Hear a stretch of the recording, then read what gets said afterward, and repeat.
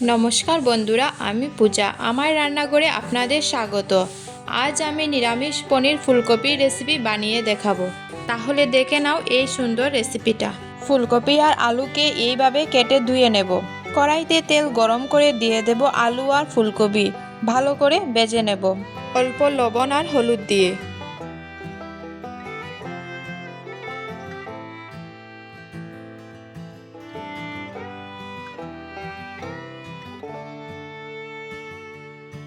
ফুলকপি আর আলু ভাজা হয়ে গেছে, এবার তুলে নেব।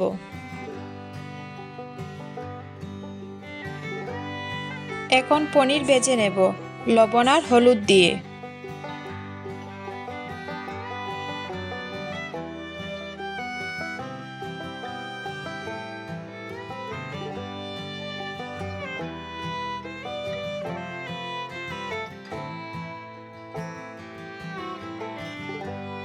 ভাজা পনিরগুলি তুলে নেব।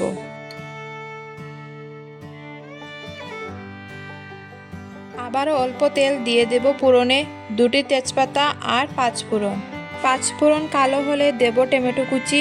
এরপর একে একে সব উপকরণগুলো দিয়ে দেব। দিচ্ছি আদা বাটা, সামান্য নাড়াচাড়া করে।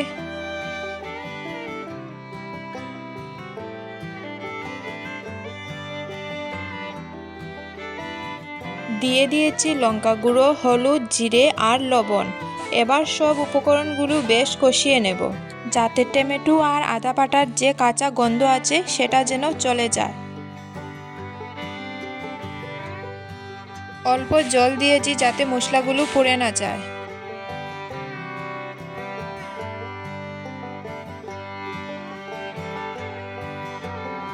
আমি এদিকে বাদাম আর 2-3টে কাঁচা লঙ্কা বেটে নেব। আর সেই বাটাটা দিয়ে দেব এর মধ্যে। মশলার সাথে নাড়াচাড়া করে নেব।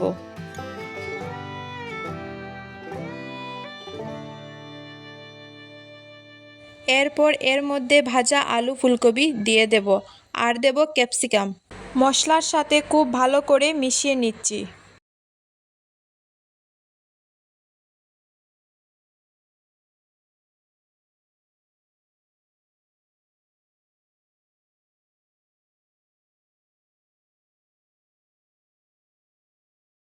এবার জল দিয়ে দেব পরিমাণ মতো।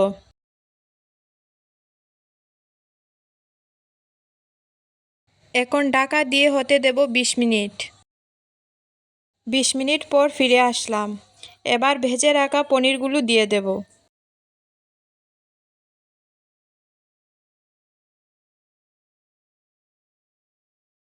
নামানোর আগে দিয়ে দেব গরম মশলা গুঁড়ো সামান্য, আর দেব ধনেপাতা কুচি। সবগুলো মিশিয়ে নিলেই রেডি নিরামিষ পনির ফুলকপির রেসিপি। এই রেসিপিটি আপনাদের ভালো লেগে থাকলে অবশ্যই লাইক বা কমেন্টের মাধ্যমে জানাবেন। দেখা হচ্ছে কালকে আবার নতুন কোনো রেসিপি নিয়ে।